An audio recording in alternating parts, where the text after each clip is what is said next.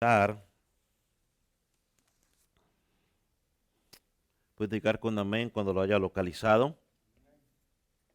Dice, porque Dios que mandó de las tinieblas, que mandó que de las tinieblas resplandeciese la luz, es el que resplandeció en nuestros corazones para iluminación del conocimiento de la gloria de Dios en la faz de la tierra, como en otras versiones, en el rostro o en el conocimiento de Cristo. Puede tomar asiento. Comenzamos la semana pasada a hablar la cuarta doctrina de la gracia que apunta a la gracia eficaz o gracia irresistible, que algunas veces al escuchar irresistible causa un poco de controversia o nos lleva a entender otra cosa. Entonces algunos han decidido mejor llamar la gracia eficaz. Y dijimos que la gracia eficaz apunta a un momento específico de la vida de la persona. Es decir, donde ese momento donde Dios implanta en nuestro corazón un nuevo corazón, nos da vida y ahora nosotros tenemos ese deseo de acercarnos a Dios libremente y venimos a Cristo en fe y en arrepentimiento. Entonces hay momentos en los cuales se nos habla de Jesucristo y muchos rechazan, pero en el momento específico que Dios hace la obra en el corazón del hombre, que eso solo lo sabe Dios cuando lo hace, la persona puede llegar a Cristo y creer. Entonces nosotros sostenemos que primero Dios, esa obra se llama regenerar o nuevo nacimiento. Y entonces después de eso podemos creer. No se ve, ¿cierto? Entonces, a ver.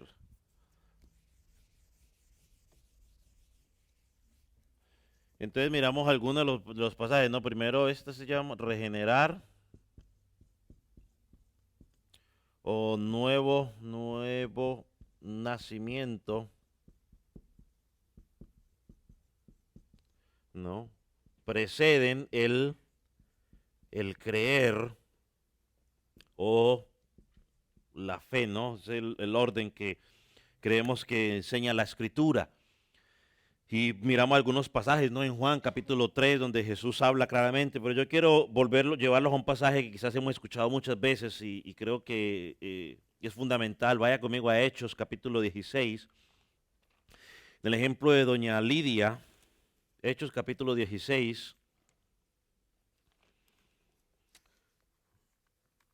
versículo 14, Hechos 16, versículo 14, y dice entonces una mujer llamada Lidia, vendedora de púrpura de la ciudad de Tiatira, que adoraba a Dios, estaba oyendo. Y el Señor, dice, abrió el corazón de ella para que estuviera atenta a lo que Pablo decía. Dice que ella estaba allí, pero que Dios hizo algo en el corazón de ella. ¿Qué fue lo que hizo? Abrió. La pregunta sería, ¿para qué abrió el corazón? ¿No? Para que ella pudiera estar atenta, para que ella pudiera recibir lo que Pablo estaba diciendo y para que ella pudiera responder, ¿no? Y todos conocemos por la historia de Hechos que ella fue pues la primera creyente, ¿no? De esa área, de ahí partió para que empezara el evangelio a crecer. Entonces yo creo que este es un pasaje que nos ayuda a entender, ¿no? La importancia de que esa palabra donde dice abrió el corazón, ¿no? Y, y, y, y sabe que podríamos decir, ¿no? Ese corazón que era duro, Dios lo ablandó para que ella pudiera tener la capacidad luego de creer o responder al evangelio o a lo que el apóstol Pablo estaba predicando. Entonces, es claro, ¿no? Somos regenerados. Yo leía algo que alguien decía, ¿no? Pues la postura contraria, ¿no? La postura contraria, pues, dice Dice que no, que primero vamos a creer y después de que creamos, entonces Dios nos regenera. Y lo interesante era que él decía, ahorita le doy la oportunidad para que, y lo importante es que él decía algo que me llamó la atención, que decía, es que Dios hace algo ahí en el corazón para que luego la persona entonces pueda creer. Entonces volvemos a lo mismo, o sea, ese abrir ese corazón, ese algo que él llama ahí, es lo que llamamos esa regeneración para que entonces podamos nosotros creer o recibir ese mensaje que estamos recibiendo. ¿Qué va a decir, hermano Nelson? Hay una pregunta, hermano Mateo, por favor. Antes de que diga que el Señor abrió el corazón, dice que ella adoraba a Dios Ujú, antes de eso.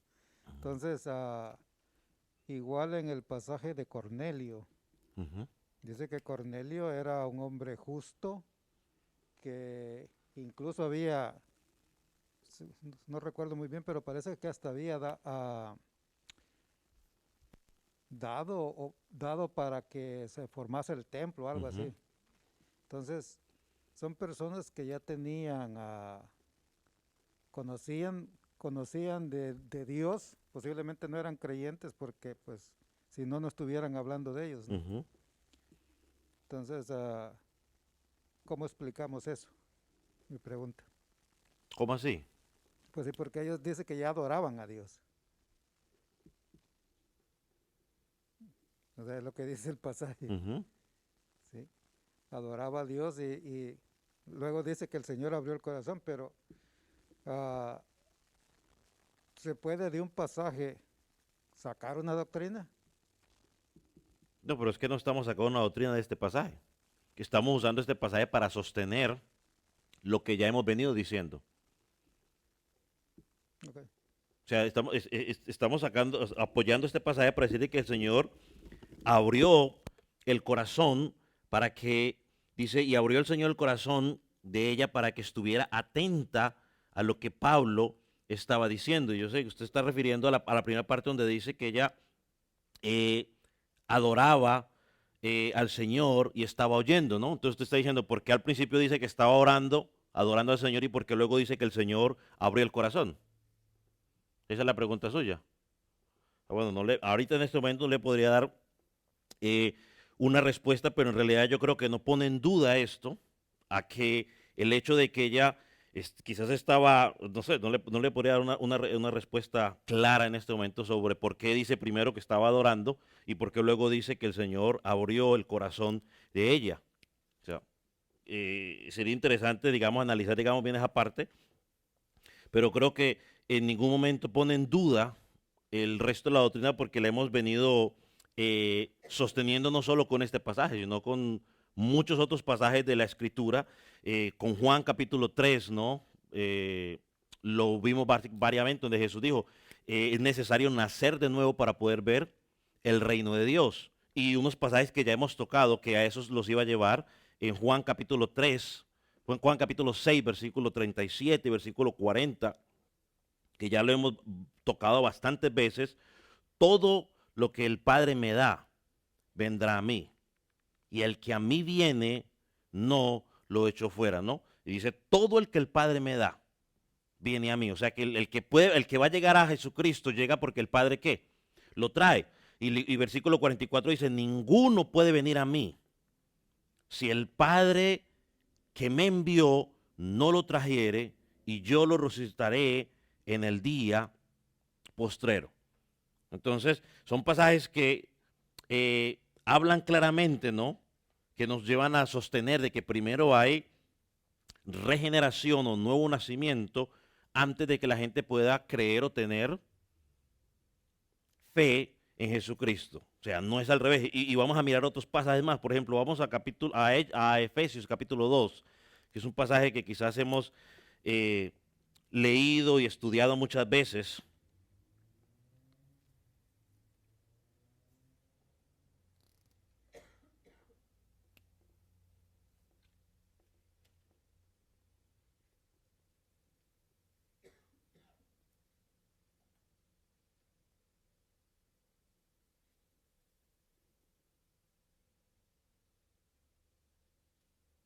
¿Lo tiene? Efesios 2, del 1 al 7, o vamos a leer, digamos, hasta el 5, y él dice, Él os dio vida cuando estábamos muertos en vuestros delitos y pecados, en los cuales anduvisteis en otro tiempo, siguiendo la corriente de este mundo, conforme al príncipe de la potestad del aire, el espíritu que ahora opera en los hijos de desobediencia, entre los cuales también todos nosotros vivimos en otro tiempo, en los deseos de la carne, haciendo la voluntad de la carne, de los pensamientos, y éramos por naturaleza hijos de ira, y lo mismo que los demás. Pero Dios es rico en misericordia por su gran amor con que nos amó. Aun estando nosotros muertos en delitos y pecados, nos dio vida juntamente con Cristo. Por gracia sois salvos. Ahora, la pregunta que yo hago aquí es, ¿cuándo nos dio vida Dios? ¿O cómo estábamos cuando Dios nos dio vida? O sea, el versículo 2 lo dice claramente. Dice, nos dio vida, ¿en qué momento? ¿Cuando creyó usted o cuando usted se acercó? ¿En qué momento nos dio la vida? Dice, nos dio la vida cuando estábamos muertos en delitos y pecados. Y por la Escritura sabemos que estar en delitos y pecados es sinónimo ¿de qué? De muerte espiritual, sinónimo ¿de qué más? ¿De que andamos en qué? En tinieblas, que Dios es nuestro ¿qué?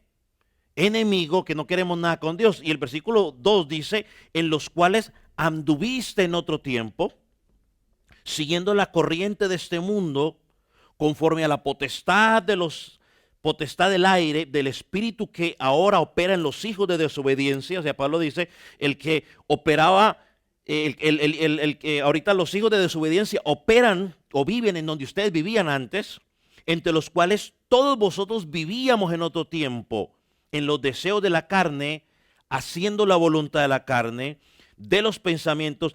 Éramos por naturaleza ¿qué? Hijos de ira. Es decir, la ira de Dios estaba ¿sobre quién? Sobre nosotros, porque la ira de Dios está ¿sobre qué? Sobre el pecador. Ahora, pero el versículo 4 dice algo tremendo. ¿Qué dice? Pero Dios. Hasta ahí nomás. Dice, en todas las situaciones en las que usted está, pero Dios, a pesar de el estado de vida en el cual estábamos, pero Dios, que es rico en misericordia y en gran amor, nos amó. Y versículo 5, aún estando nosotros muertos ¿en qué? En pecados, nos dio vida juntamente con Cristo. Esa era nuestra condición. O sea, antes de usted llegar a Cristo, esa era su condición. Y pudimos llegar a Cristo porque en medio de esa condición, Cristo operó, abrió nuestro corazón, hizo algo en nuestro corazón que nos llevó a pasar ¿de qué? De muerte a vida. Como mirábamos en Corintios 4:6, ¿no? Su luz entró a las tinieblas de nuestro corazón y nos dio vida. Hermano, la hermana tiene una preguntita ya o un comentario. Pastor, entonces si no, mientras Dios no abra nuestro corazón, no podemos alabar a Dios, ¿verdad? No, usted puede alabar depende al Dios verdadero, pues no. Porque entonces, ¿por qué Lidia dice, volviendo a ese, dice que ella adoraba a Dios? Pero entonces, si todavía Dios no le abría su corazón, ¿cómo es que adoraba? Porque es que, o sea, yo le dije que no le pudiera dar una respuesta al hermano sobre esto, pero porque hasta que llegamos a Jesucristo y empezamos a escuchar de la palabra es cuando podemos alabar a Dios. Sí, claro, podemos empezar a alabar a Dios, podemos adorar a Dios. Yo lo único que quiero decirles es que podemos adorar a Dios de la forma correcta, como Él quiere que le adoremos. O sea, esa puede ser una respuesta, pero yo una respuesta ahorita precisa, exacta, de por qué aparece esa parte que adoraba a Dios y luego dice, y abrió el corazón de Dios para que ella estuviera atenta. Entonces, ahorita no sabría darle cuál sería la explicación para entender para entender por qué aparece primero que adoraba a Dios, ¿no? Porque mucha gente, cualquiera puede decir que está adorando a Dios, cuando en realidad no está adorando a Dios, o porque una de las cosas que sí sabemos es que ella fue la primera que se identifica como fue la creyente ahí en Filipo, ¿no? Ella fue la primera que se identifica como que en ella fue que se plantó eh, la semilla, ¿no? Quizás yo podría decir, no, Dios ya había hecho algo en su corazón que la llevó a que lo pudiera adorar y simplemente aquí abajo nos está confirmando, ¿no? Que cuando el apóstol Pablo vino y empezó a hablar, eh, le abrió el corazón para que estuviera atenta a lo que le estaba diciendo. Pero yo no le puedo decir a usted de que ella estaba adorando a Dios por resultado del mismo deseo de ella. Si ella estaba adorando a Dios en base a lo que venimos diciendo y lo que enseña otra palabra, fue porque Dios produjo eso en ella. O sea, fue porque Dios lo produjo. O sea, porque la misma Biblia dice en Romanos 3 que no hay un solo ser humano que busque a Dios. O sea, no hay uno solo. Y eso lo dice la Biblia claramente. O sea, no hay uno solo. Y los seres humanos a veces los vemos que están buscando a Dios, pero muchas veces no es ni siquiera a Dios, están buscando lo que pueden recibir de quién, de Dios. O sea, lo que Dios puede. Dios se convierte en un medio para lo que ellos quieren alcanzar, pero en un fin. Pero entonces, si de pronto usted quiere que yo me avecine a darle una respuesta en este momento, yo le podría decir simplemente que lo que está diciendo ahí, que adoraba a Dios, es producto de que Dios comenzó esa obra en ella. No porque ella comenzó por sí sola a decir, bueno, yo voy a empezar a adorar al Dios verdadero. Entonces, si nos dice ahí que está adorando a Dios, porque salió del corazón de ella. O pienso ahorita, por ejemplo, en la mujer samaritana, ¿no? La mujer samaritana, los samaritanos también esperaban a Dios y adoraban según el Dios que ellos creían, y ella le habló a Jesucristo de adoración, ¿no? Y dónde tenemos que verdaderamente adorar. Y todos sabemos pues que ellos estaban equivocados porque adoraban a lo que ellos, pues el mismo Jesús le dijo, no, ustedes adoran lo que ustedes creen que es correcto, pero ahora es cuando yo les enseño la verdadera adoración. Entonces, podría pues, decir de que de pronto algunas cosas que ya había escuchado la habían llevado a adorar a Dios, pero esa adoración que sale de ella, si es la adoración al Dios verdadero, tuvo que haber salido o iniciado en Dios, no en sí, en ella misma. Si me apuran a decirle, pues, digamos, esa respuesta. Quizás no sé si le llene mucho, pero podría decir eso. ¿Hermano Nelson? Que toda esta gente había vivido bajo el judaísmo. Y quieras o no, muchos de ellos conocían la ley. Y parte de la ley eran los mandamientos. Y si usted cuando lee los mandamientos no tiene temor de Dios, quiere decir que no los entiende. Porque pues, si uno los lee y sabe que es la voluntad de Dios, y es una manera, o sea, respetar esos mandamientos del Señor, es adorarle. Entonces yo pienso que esa gente no ignoraba todos esos mandamientos. Ahora, que no se había dado todavía el hecho de que el Señor viniera a, como dice ahí, abrir su corazón, es otra cosa diferente. Pero de hecho el conocer lo que Dios dice causa temor cuando uno no lo está cumpliendo. Bueno, eso que el hermano Nelson está mencionando, que no sirve, esto lo podemos identificar como esa ley moral que Dios pone en el corazón de todos, ¿no? O sea, eso es una ley moral que está implantada en el corazón. Por eso es que de una u otra manera a veces el hombre importar si haya temor o no haya temor de Dios, si Dios está en el corazón, cumple algunos de sus mandamientos, como el no matar, o sea, por esa ley moral que Dios ha puesto en el corazón de la persona, y por eso la gente a veces se inclina a hacer ciertas cosas, pero por eso que Dios ha puesto en nosotros, ¿no? De que el hombre, aunque estemos en pecado, pues fuimos hechos a la imagen de Dios, ¿no? Que esa imagen fue corrompida por el pecado, pero esa imagen de Dios sigue ¿dónde? Sigue en nosotros. Entonces esa ley moral es esa, ¿no? La que nos cohíbe a veces a los seres humanos de hacer ciertas cosas que Dios ha estipulado en su palabra y que algunos las cumplimos por amor, porque la hemos entendido, y otros simplemente por lo que es el mones, o sea, sí la hemos escuchado y pues cuál es, sin embargo, pero no es el producto. Una cosa es que, por ejemplo, hay algunos que cumplimos lo que Dios pide de nosotros por amor. Por ejemplo, los mandamientos los cumplimos no para quedar bien con Dios, los cumplimos ¿por qué? Por amor, porque estamos ¿qué? Agradecidos por lo que Dios ha hecho en nosotros, porque por lo que hay otros que los quieren cumplir por moralizar, que es lo que llaman, ¿no? Para quedar bien delante, pero su corazón está ¿qué? Apartado, ¿no? Como el caso de los fariseos, lo que hemos venido hablando en el Sermón del Monte, ¿no? Ellos cumplían moralmente por fuera, pero Jesús estaba apuntando ¿a dónde? Al corazón de cada uno, al corazón de cada uno de ellos. Entonces, ahí más o menos, ok. Entonces, volviendo a nuestro versículo 4, dice, pero Dios, y creo yo, hermanos, que esto es lo que le trae la gloria a Dios, que fuimos salvados por Dios. Cuando estábamos muertos en delitos y pecados, cuando odiábamos a Dios, y alguien me dice, no, pastor, yo nunca dije que odiaba a Dios. Bueno, pues amamos al Dios que nosotros nos hemos imaginado, pero al Dios de la Biblia no lo queríamos ver ni en pintura.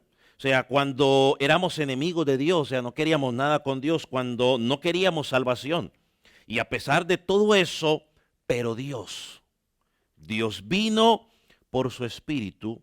Dios permitió que la luz de Él entrara en nuestro corazón y nos dimos cuenta de que la salvación valía la pena. Y yo digo, yo me sostengo, o sea, un muerto no puede darse vida por sí mismo. Así que el hombre en su estado natural, que hablamos al principio, lo que necesita es una nueva vida, un nuevo corazón, para poder responder a lo que Jesucristo pide de nosotros. Por ejemplo, Lázaro salió de la tumba y fue la voz poderosa de Dios la que levantó a Lázaro, le dio vida o permitió que Lázaro volviera a la vida para que luego pudiera salir, ¿no? Entonces, Dios hace un llamado universal a todos los hombres por medio de la predicación de la palabra de Dios. Yo creo que cuando la gente celebra el famoso nacimiento de Jesucristo, cuando celebra o recuerdan la resurrección de Jesucristo, es un llamado que Cristo está haciendo.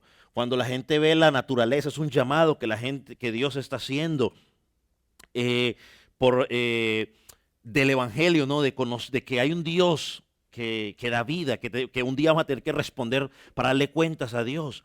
Pero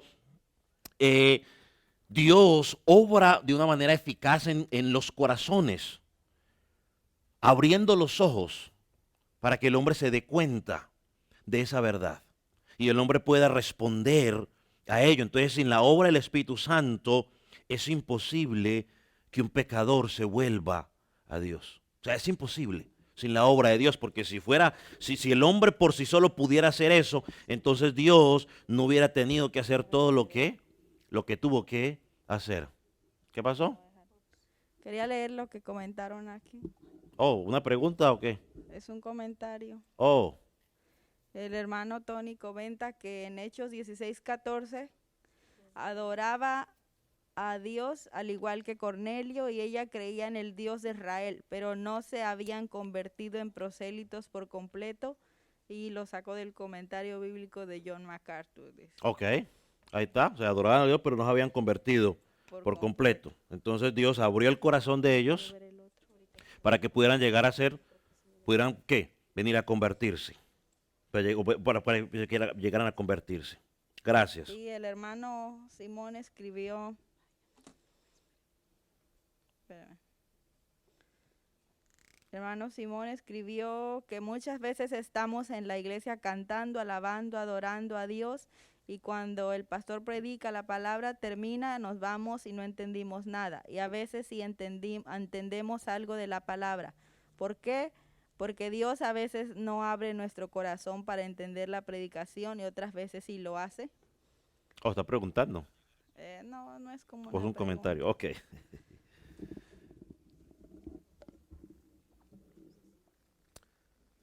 Adorando a Dios. Y quedé pensando en esa frase porque pues, de Y pronto después muchos... continúa diciendo, pues todo pasa porque Dios así lo quiere. Ok. Bueno. Entonces volvemos aquí a lo que nosotros seguíamos. Entonces ya ahí está un comentario bíblico, a ese punto le da un poco más así. Adoraban al Dios verdadero, pero todavía no ha llegado a una conversión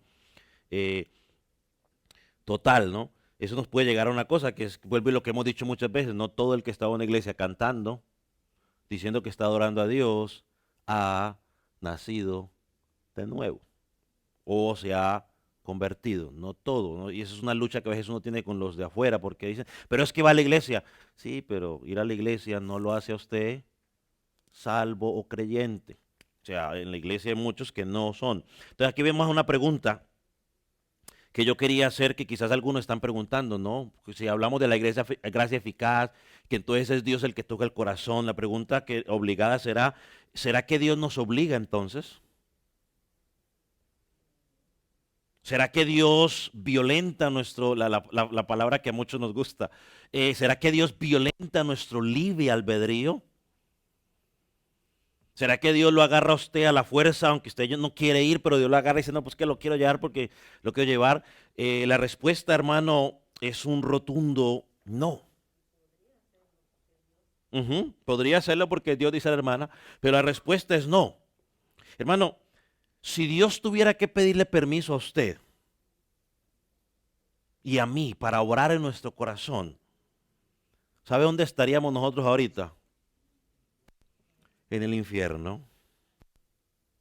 Porque ningún hombre le hubiera dado permiso a Dios. Que ningún hombre le hubiera dado permiso a Dios. Gracias a Dios que Él no pide permiso, Él es soberano y hace como Él quiere. Y yo quiero que vayamos a una declaración de Nabucodonosor.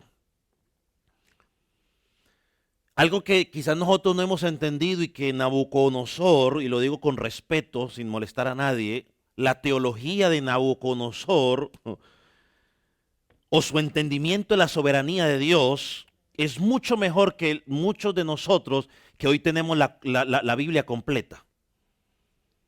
Y alguien me dijo, pero es que la teología, que los teólogos, hermano, cada vez que usted toma un pasaje y empieza a estudiarlo, usted está haciendo teología. Así que si a alguien le dicen, es que necesitamos teología, pues entonces no, cada vez que usted toma un pasaje y lo quiere estudiar, usted está haciendo teología. Pero la teología de Nabucodonosor, hermano, un pagano, es mucho más, es mejor en lo que él describe aquí que en lo que nosotros hemos desarrollado hoy, y eso que nosotros tenemos la revelación completa de la palabra de Dios. Vaya a Daniel capítulo 4, versículos 34 y 35.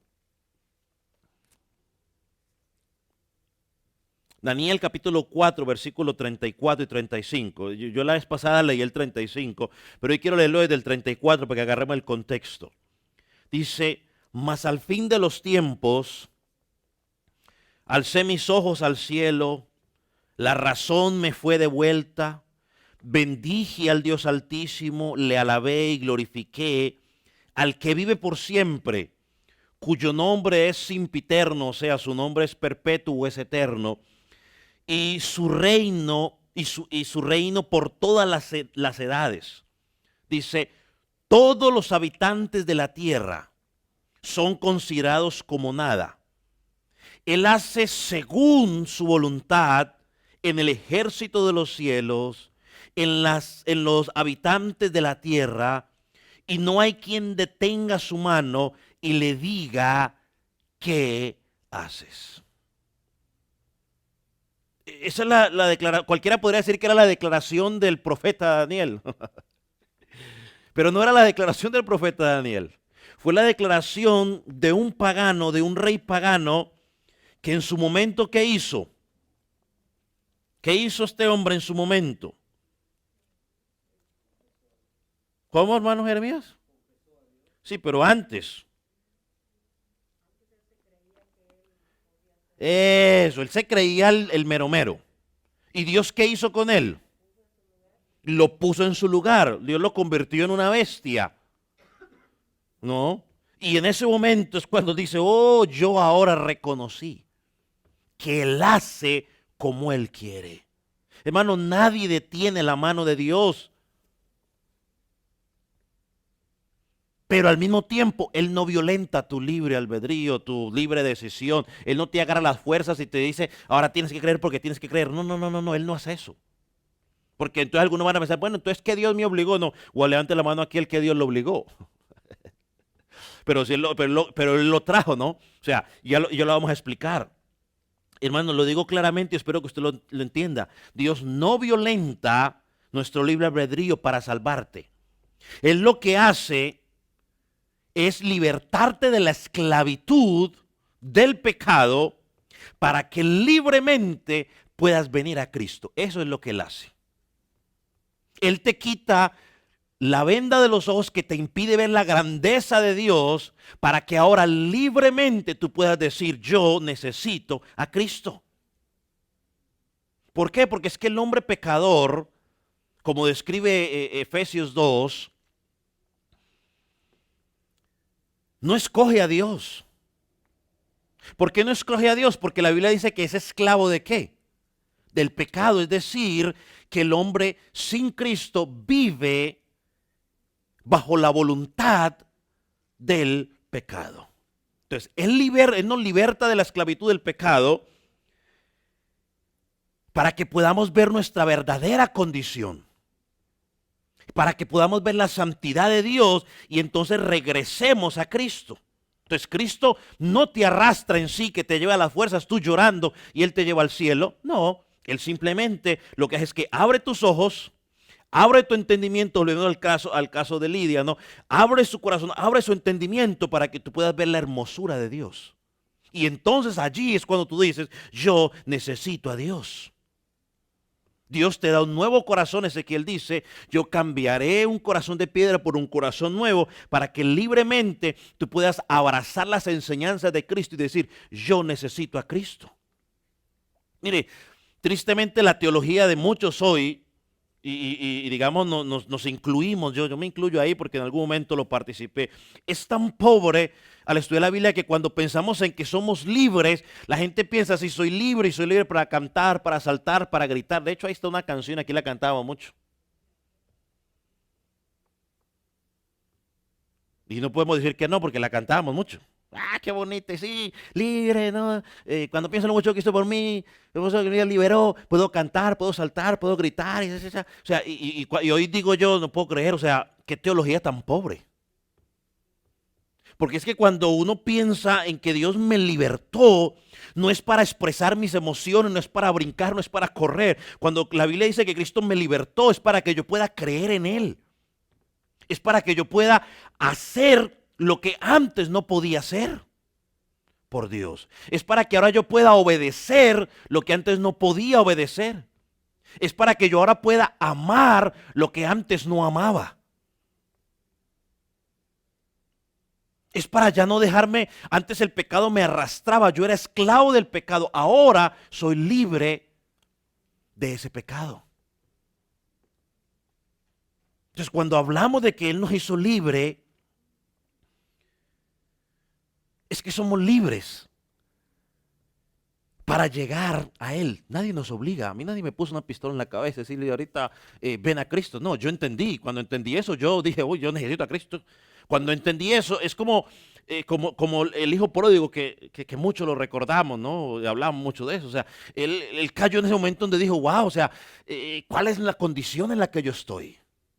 Él se dio cuenta en la condición tan precaria en la que estaba y dijo, wow, en la casa de mi padre las cosas son diferentes. Yo voy a volver a mi padre. Yo cuando pensaba en esto, yo recordé unas palabras de una persona que me dijo lo siguiente, yo quiero que se la voy a poner ahí al frente, yo quiero que usted lo analice un poco, lo que me dijo esta persona. Me dijo lo siguiente, yo veo la soberanía de Dios a través de Cristo desde el principio, quien fue enviado por Dios para librarnos o para darnos libre opción de escoger si somos salvos o condenados por medio de la fe en Él. Yo quiero que usted la lea otra vez. Yo ya se lo leí, ahorita usted vuelva a leer. Y me dice usted qué le parece la frase. Yo veo la soberanía de Dios a través de Cristo desde el principio, quien fue enviado por Dios para darnos libre opción de escoger si somos salvos o condenados por medio de la fe en Él.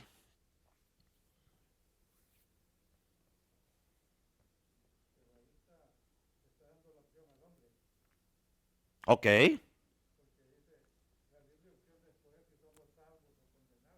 Ok.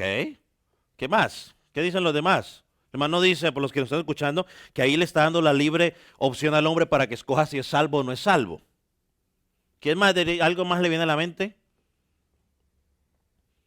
Ahora, esta frase aparentemente, cuando usted la lee, parece estar alineada con lo que estamos hablando, ¿no? Aparentemente.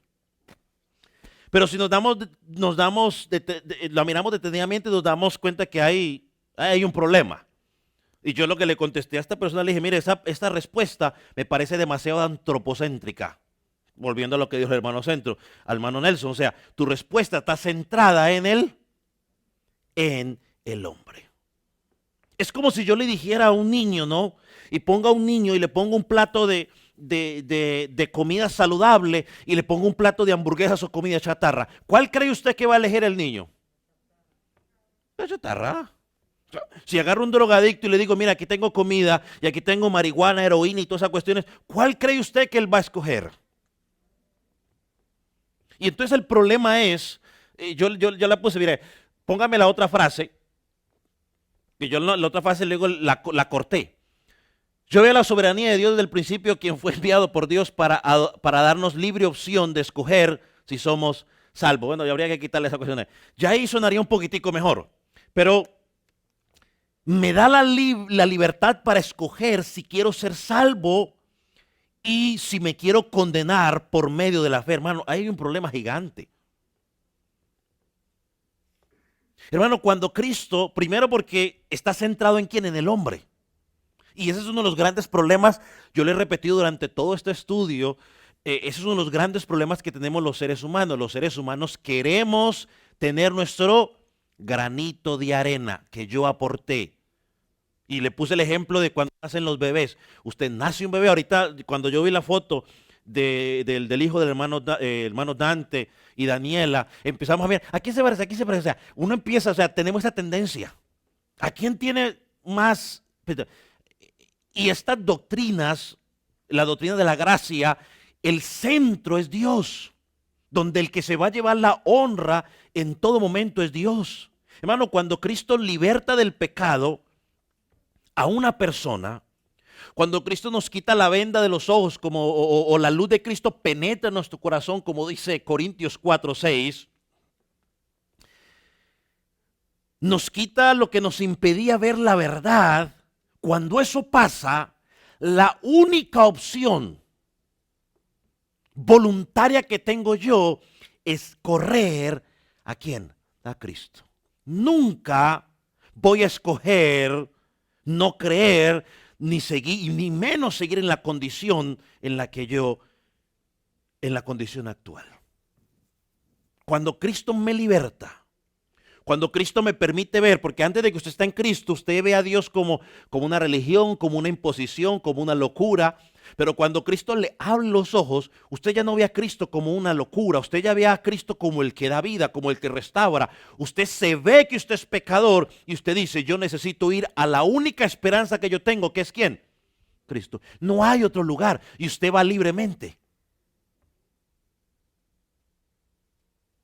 ¿Por qué va libremente? Bueno, porque vi la condición de mi alma, vi la grandeza de Dios y vi que la única solución para mi problema se encuentra en Cristo.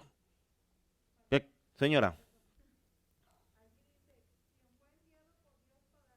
Para darnos libre opción de escoger si somos salvos. O sea, está hablando de Cristo. Ujú. Entonces, yo digo, entonces, si Cristo no hubiera venido, ahí no, o sea, no es opción. Él vino para redimirnos de nuestros pecados, no nos está dando opción o de escoger. Es que, vuelvo y le digo, es que ahí es donde está el problema en esa frase que alguien me mandó. O sea, porque está diciendo así, él me da la opción, o sea, ¿quién dice, escoge qué quieres? O sea, no. Entonces no hubiera venido Cristo. Yo creo que esa persona no está entendiendo bien a qué vino Cristo.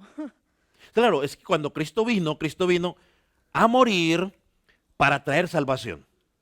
Cuando Cristo abre mi mente, abre mi corazón y yo veo esa verdad, la única respuesta que yo puedo tomar es decir, yo tomo lo que Cristo me está ofreciendo. Yo puse el ejemplo la semana pasada de la hermana que cuando prendió la luz se dio cuenta cuál era la condición de su vestido. Y estaba desesperada. A ella nadie la obligó. Yo no le dije, hermana, ahorita vaya y cámbiese. Yo le dije, quédese así. Me dijo, pastor, no puedo. Y cuando yo pensaba en un ejemplo bíblico, yo dije, bueno, ¿de dónde saco yo un ejemplo bíblico para dejarle esto claro a los hermanos para que no vean que es que el ejemplo de la hermana de Carolina del Norte? Me acordé de Mateo capítulo 13. Usted lo puede leer allá, pero en Mateo capítulo 13, Cristo presenta una parábola. Y presenta la parábola de una forma donde dice que el reino de los cielos es como alguien que encuentra un tesoro. Y dice que cuando encontró el tesoro, ¿qué dice el pasaje? Yo creo que todos lo hemos escuchado. ¿Qué hace con ese tesoro? Lo entierra otra vez, lo esconde y luego ¿qué hace? Eso, se va corriendo y vende todo. ¿Alguien lo obligó a hacerlo eso? No. Él había entendido que la única forma, que la única opción que él tenía era que dejar todo atrás para agarrar ese nuevo tesoro. Y eso es lo que hace la gracia eficaz. Cuando Cristo te abre los ojos y tú ves lo que es Cristo, tú ves la miseria espiritual en la que estás, que eres un pecador, que mereces el infierno.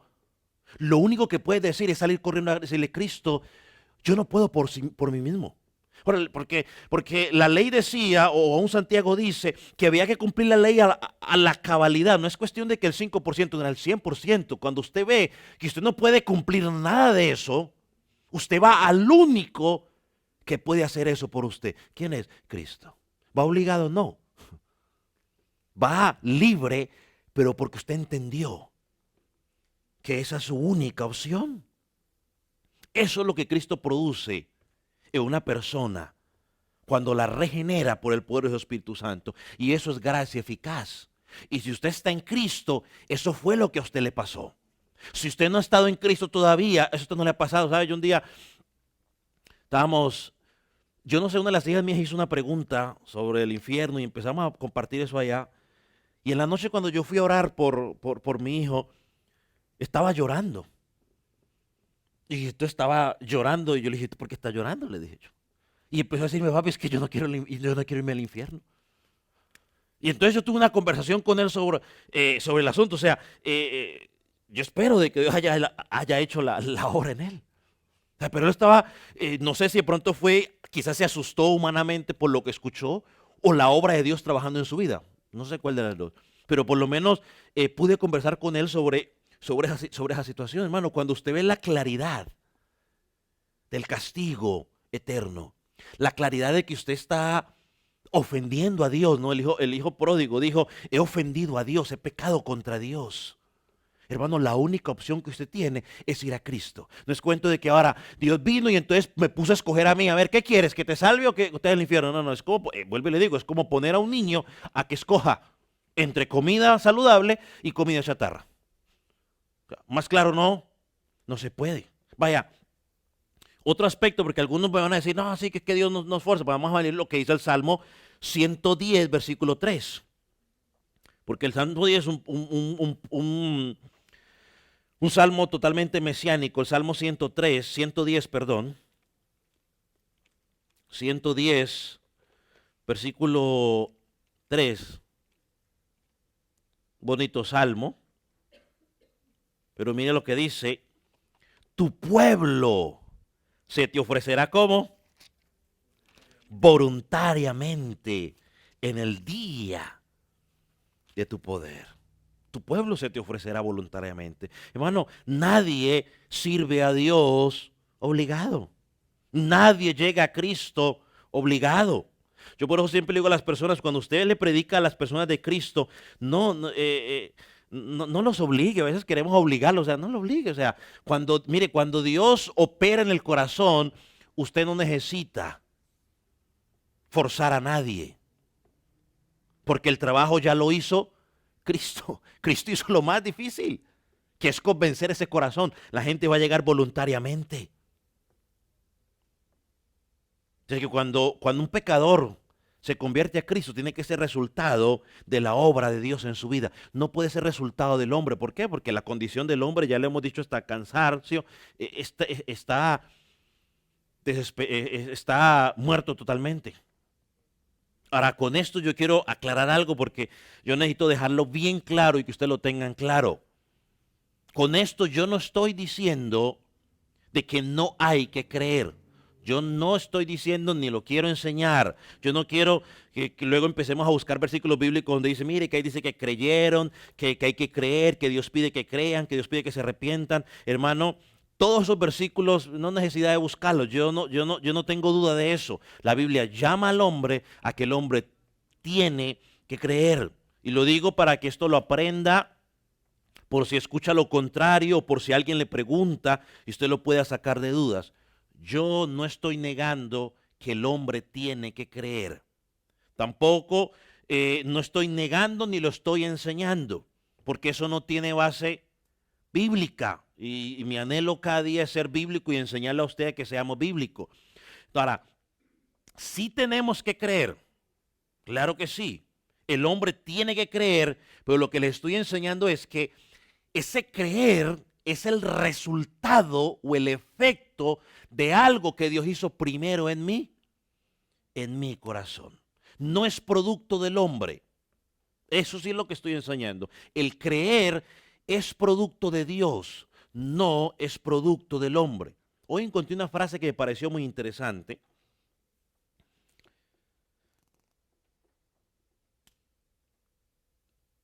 Creo que este chico César Ángel, creo que es de uno de Evangelio Primitivo, que de hecho hoy mirando vi que algunos de la congregación siguen ahí, así que pronto usted también la vio. Pero mire lo que dice él. Decir que la salvación sale de las entrañas del ser humano cuando decide seguir a Cristo es negar la gracia salvadora de Dios. Es como decir que el origen del mundo fue una explosión espontánea, o sea, de la nada, y que después Dios le dio la orden a lo resultante de dicha explosión, creando los cielos y la tierra. Él lo puso de una forma muy interesante. Decir que ese creer, ya parafraseando lo que yo sé aquí, que ese creer es el resultado del hombre, es como yo decir que el origen del universo fue el resultado de una explosión espontánea. Lo que conoce como la famosa teoría del Big Bang, ¿no? Y si yo le digo a usted que el mundo es un resultado del Big Bang, usted me va a decir, pastor, pero ¿qué pasa?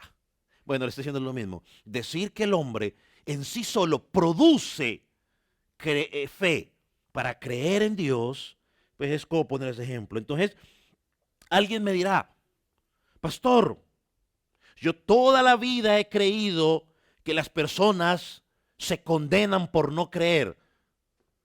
Pues yo también. Y lo seguiré creyendo. Porque la Biblia dice en Juan 3:18, el que cree no es condenado, pero el que no cree ya es condenado. O sea, esta doctrina no está en tela de juicio. El que no cree es condenado. Es más, cuando le predico el evangelio a alguien, yo le digo, mire, tienes que creer. Tienes que confesar a Cristo, tienes que venir a Cristo en fe y en arrepentimiento. Si no lo crees, entonces vendrá condenación. Yo nunca le digo a esa persona, mire, vea, si usted es elegido va a creer. Y si no es elegido no va a creer. ¿Por qué? Porque eso no es una forma de evangelizar. Porque nadie tiene que averiguar si es elegido para venir a Cristo o si no es elegido para no venir a Cristo, hermano. Eso es una distorsión de la doctrina. Usted no le puede decir a nadie, hermano, porque la gente lo único que tiene que saber, ¿sabe qué es? Que tiene un serio problema con la justicia de Dios a causa del pecado en el cual él está. Pero que Dios en su amor infinito decidió enviar a su Hijo para saldar esa deuda. Cristo vino a perdonar pecados. Cristo vino a morir en la cruz del pecado. Por lo tanto, si vienes a Cristo clamando por fe, si vienes a Cristo en fe y en arrepentimiento, confiando únicamente en la obra de Jesucristo y no en tu obra, recibirás lo que Él prometió. Así que no es cuestión de que ahora, pastor, tenemos que averiguar si soy o no soy elegido, si estoy o no estoy en la lista de Dios. No pierda el tiempo en buscar si está o no está en la lista de Dios, porque eso solo lo sabe Él. Usted y yo tenemos que responder a ese evangelio. Y cuando le predica a la gente el evangelio, pues usted tiene que creer. Entonces, esto no es una excusa para no creer en Cristo. Entonces, la doctrina de que hay que creer para llegar a Cristo, esa no está en duda y nunca la hemos puesto en duda en este lugar. Mientras hemos dado esta enseñanza, debemos que lo que estamos tratando de entender y respondernos es ¿por qué algunos no creen y por qué otros sí creen? Eso es lo que estamos tratando de contestar. Yo no creo que luego salgan diciendo, no, es que el pastor ya empezó a cambiar la enseñanza, ahorita dice que no. Yo en ningún momento he dicho que no tienen que creer, hay que creer. Lo que estamos tratando de entender es ¿por qué usted sí creyó y por qué otros no han creído? ¿Por qué usted sí está creyendo y otros no están creyendo? ¿Porque usted es más inteligente y los otros son menos inteligentes que usted? ¿Porque usted es de la ciudad y ellos son de pueblo? ¿O porque usted es de pueblo y ellos son de la ciudad? Eso es lo que estamos tratando y esta doctrina es lo que trata de entender eso. ¿Por qué algunos no han creído? Si miramos los pasajes que hemos estudiado, simplemente es porque la luz de Cristo no les ha alumbrado. Porque la luz de Cristo no les ha permitido ver su verdadera condición. Usted les habla del pecado y ellos dicen, yo estoy bien, no necesito, yo no le hago mal a nadie. Hermano, a veces pensamos, es que la gente no cree porque yo no estoy predicando bien el evangelio, pastor. ¿Será que es que yo no estoy predicando bien el evangelio? Por eso no están creyendo, pastor. Pastor, ¿será? Es que no creen porque no estamos poniendo musiquitas. Si les ponemos música en un ambiente diferente, ellos van a creer. ¿O será que no están creyendo, pastor, porque yo no le estoy insistiendo lo suficiente? ¿O será, pastor, que no creen por el testimonio de la iglesia? No, hermano, es por el Espíritu Santo. Es porque el Espíritu Santo no ha doblegado ese corazón de piedra, como dice Romanos 1:21, ¿no? Los dejó en su razonamiento, se hicieron sabios, ¿no? Y su corazón ha sido entenebrecido. Es porque el Espíritu Santo no ha doblegado su corazón y están todavía en tinieblas. Juan 3:19 dice, llamaron más las tinieblas que la luz. Es porque el Espíritu Santo no ha doblegado, la luz del Espíritu Santo no ha penetrado en su corazón, como dice 2 Corintios 4:6. Es porque el Espíritu Santo no les ha dado vida mientras están todavía en sus delitos y pecados. Él lo va a hacer. ¿Cuándo? Yo no sé. O sea, volvemos nuevamente a lo que dijo Nabucodonosor. No hay quien le diga qué hace. O sea, que yo quisiera que ya mis familiares que no conocen pues llegaran a Cristo. ¿Qué más quisiera yo? Me imagino que usted también quisiera lo mismo. Que creyeran y usted les hablara el evangelio y ellos dijeran, amén, creo, y empezaran a servir y vivir para Dios como usted lo está haciendo. Pero eso... Dios es soberano y Él hace eso cuando Él quiere, a la hora que Él quiere. Pero no es cuestión de una lista. Y yo no quiero que usted salga con la idea ahorita, porque es fácil cuando se habla de elegidos y todo, que la gente empieza a decir, bueno, ¿estaré en la lista yo o no estaré en la lista? Hermano, esa no debe ser la preocupación. La preocupación suya debe ser, ¿estoy yo dando frutos de verdadero arrepentimiento? Esa debe ser su preocupación. Porque Dios no, usted puede orar todo lo que quiera, para que Dios le diga si está en la lista o en la lista, eso usted no le va a contestar, no pierda el tiempo. Pero la Biblia dice, por sus frutos los conoceré. Corintios 13, Pablo dice, examinaos para ver si estás en la fe. Primera de Juan dijo, estas cosas os escribo para que miréis si tenéis vida eterna. Examine su vida a base a eso. Y tampoco diga por allá, pues, no, o sea, No, saques eso de la mente. Y si alguien se lo quiere meter en la mente, quizás porque está batallando con esta doctrina, dígale pues, que eso no estamos hablando de listas ni nada de eso. O sea, que tienes los escogidos, sí, porque la Biblia habla de eso, sí, pero no estamos tratando de entender quién está en la lista y quién no. Es por qué algunos creen y otros no creen. ¿Por qué Dios lo hace así? Porque Él es soberano. Vaya al Salmo 115, versículo 3.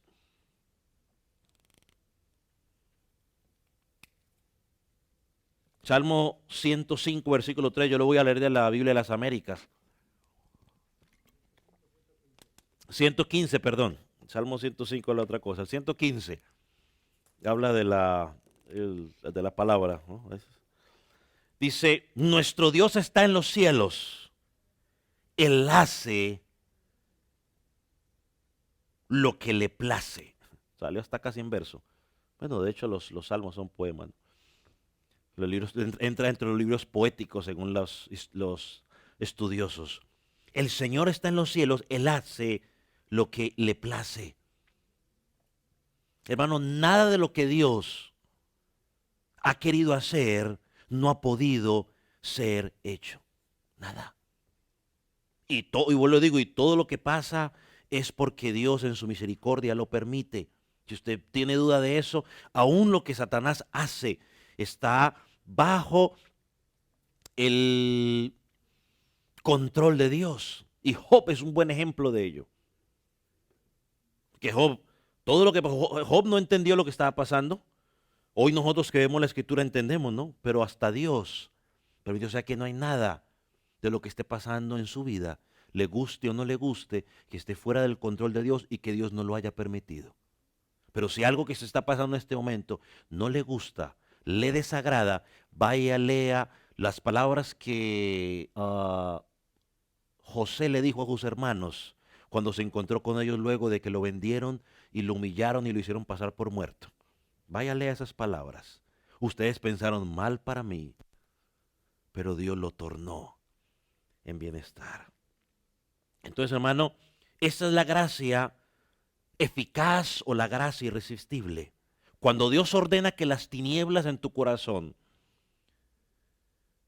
resplandezca la luz de Cristo, va a resplandecer.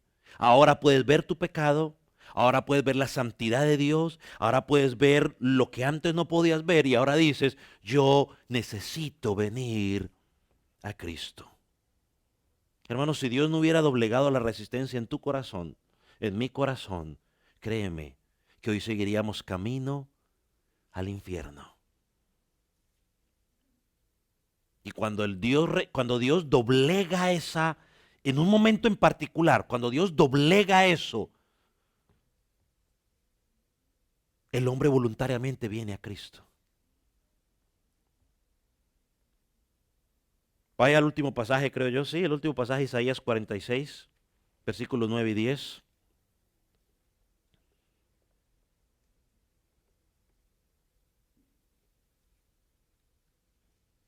Dice, acordaos de las cosas pasadas desde los tiempos antiguos, porque yo soy Dios. No hay otro Dios y nada hay semejante a mí, que anuncio lo porvenir desde el principio, desde la antigüedad en lo que aún no era hecho, que digo, mi consejo permanecerá y haré todo lo que quiero. Bueno, Dios estipuló, y vuelvo y lo digo una vez más, y lo voy a repetir la próxima semana, las veces que sean posible. Aquí no estamos hablando de que Dios tomó gente buena y la hizo mala para condenarla. Tampoco estamos hablando de que el hombre está desesperado buscando a Dios y Dios no lo recibe. Tampoco. El hombre estaba muerto o está muerto en delitos y pecados y fue Dios el que tomó ¿qué? La iniciativa. Entonces, gracia eficaz. Cuando Dios por medio de su Espíritu Santo aplica un favor inmerecido en el corazón del hombre. Y esa gracia y eso lo lleva a acercarse a Dios. O sea, esa gracia cumple el propósito por el cual fue dado. de que el hombre llegue a Cristo en fe y en arrepentimiento. La fe nunca es el producto de la iniciativa del hombre. ¿Por qué no, pastor? Porque y hay muchos pasajes que dicen, y creyó, y esto y lo otro, y no podría decir, bueno, pues ahí dice que creyó. Sí, ese creer no pudo haber sido resultado del hombre, sino de Dios. ¿Por qué? Porque el hombre, desde Génesis nos dice en capítulo 6, lo vimos al principio, su deseo siempre es de continuo el mal. Preguntas, comentarios sobre la gracia eficaz o gracia irresistible.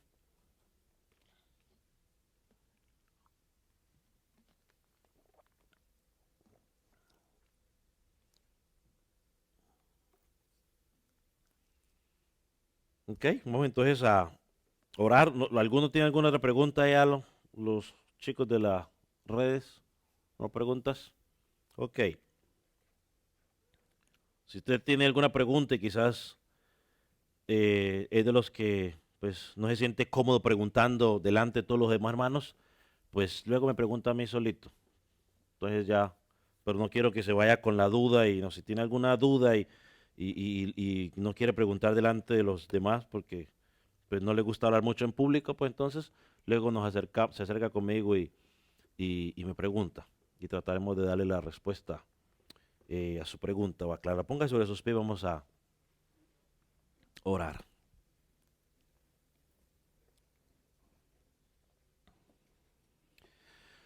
Padre, gracias porque tú te llevas la gloria. Señor, desde el principio hasta el final la gloria siempre es tuya. Y a veces los seres humanos queremos un poquitico de gloria, queremos decir que yo escogí, yo me condené porque quise, yo escogí, pero se nos olvida de que la obra es totalmente tuya. Padre, yo te quiero pedir que tú sigas obrando en nuestros corazones, que tú sigas tocando nuestra vida cada día. Señor, y oramos por aquellos que les hemos hablado de tu palabra y no han creído. Señor, sabemos que eso no depende de si nosotros queremos o no queremos, depende de la obra tuya. Pero seguimos orando, no nos cansamos de orar para que tú hagas la obra, para que tú doblegues esos corazones duros. Señor, esos corazones que se endurecen a ti, oh Dios, que puedan ser doblegados y les pueda dar un corazón de carne para que cuando se les predique el Evangelio una vez más, ellos puedan llegar a ti, reconociendo su condición, reconociendo tu santidad y entendiendo de que tu justicia es necesaria para alcanzar esa vida eterna. Padre, gracias. Gracias, Señor. Aquel que no te conoce, oramos para que te pueda llegar a conocer. En el nombre de Cristo Jesús te damos gracias, mi Dios. Amén.